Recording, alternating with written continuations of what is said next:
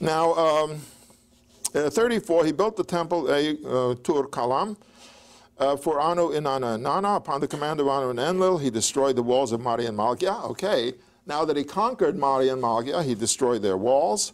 He restored the temple, Eme Tur Sag, the pride of the hero, and built the temple tower, the mighty abode of Zababa, and the Inanna, whose top is sky high. They always say this, whose top shall reach to heaven. Tower of Babel, remember.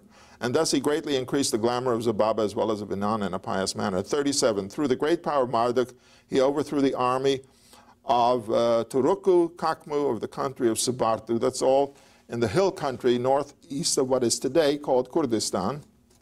He conquered Eshnunna, which a flood had destroyed. Well, he conquered it before. He had to reconquer it. With the mighty power which Anu and Enlil had given him, he defeated all his enemies as far as the country of Subartu, which means up into Iran. He made the temple Emeshlam, as high as a mountain. The goddess Tashmetum listens to his supplication after the year Tashmetum. Also he made a great wall at the embankment of the Tigris, high as a mountain, called its name Pir of Shamash, and built also the wall of Rapiko at the embankment of the Euphrates. 43, as to Sippar, the primeval city of the sun god Utu, he provided it with a wall made of piled up earth. All right, the 43 years of Hammurabi's reign, every one of them recorded. And we can see from this list how he played the role of diplomacy and war and succeeded in establishing his empire. I have the impression that he was stimulating economic growth. He was building and increasing the arable land, the agricultural potential of the country by building these canals, building the dikes and the levees which contained the flood of the Tigris and Euphrates rivers. These were all public works that were basically beneficial. Of course, you know, the works of building up the temples, this is for the greater glory of the people, and it's to give them pride and a sense of being good to the gods, who will be good to us. But some of this expenditure is expenditure. Other of it, expenditure is to increase the economy. I get the impression from what he did and also from his letters that he was always trying to raise the economy of the country and basically tie all the other states into his empire.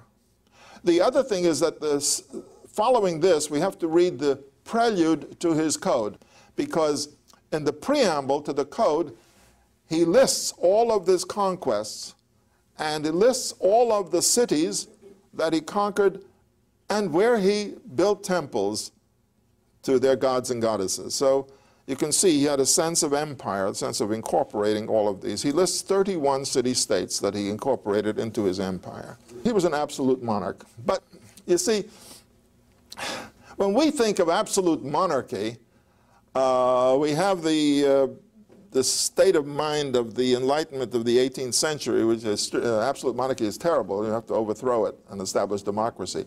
But when you look back at absolute monarchy under certain conditions and in certain periods, it turns out, especially from the Hamurabi, who is a wonderful example because we have so many records, that absolute monarchy in his case was a benevolent monarchy. He was absolute ruler, but he displays a responsibility to the welfare of the people in several expressions. Number one, he speaks of the law shall now be written and always spoken in the common language, the language of the common people. No more of this, what would we say, no more Latin in the courts, okay? As he would say, no more Sumerian spoken in the courthouses. From now on, Babylonian, or what he says, in Lishan Salmat Kakadu, which is the expression he uses, in the language of the black-headed people, or the dark-headed people, or meaning the people who are of the lower classes. Their language shall become the official language of the courts. So you could say that's a popular expression of popular will. The other thing, in the code, you can see that he has the principle of noblesse oblige worked right into the code. In other words, the same thing done by a man of the noble class and a man of a lower class, if it's a crime, the nobleman has to pay a larger fine as a greater responsibility and greater punishment than a person of a lower class. So you have this attempt to, you could say, not equalize as much as ameliorate the differences in the classes. And also, there was no fixed caste but a person was in a certain class depending on his economic situation and the kind of land that he owned. So if he managed to become wealthy and buy land which had river frontage, kind of was elevated to the higher class because he had better land and also greater responsibility. And from the code we can see how much responsibility is imposed on each person depending on the kind of land that he owns. If he owned land alongside, on the banks of the river, he was responsible for flood control, he was responsible for irrigation of the main canal. So you have all of these elements in it which reflect also Hammurabi's feeling. He was the sixth king of a dynasty. So in effect he felt these were his people. I mean, he was not a ruler who was trying to rob his people for himself. He tried to improve the status of the whole country for his greater glory, but also for the benefit of the people. And he probably had this the concept that don't destroy the lower classes because then you'll collapse right on top of them. So he never used slave labor? I don't think he used slave labor as slave labor. In other words, people were employed and people have the status of slave. There is a status of noble, free man, slave. These are three statuses of society.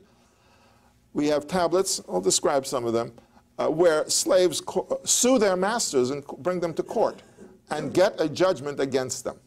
So that's the different type of slavery that you could say. So what is it? The slaves were chattel at that point? No. Slaves were never chattel until the 19th century. In world history, slaves were never chattel until modern times. I mean, the idea of a... Pardon? They were bound to their... They were bound to their masters, but they had rights.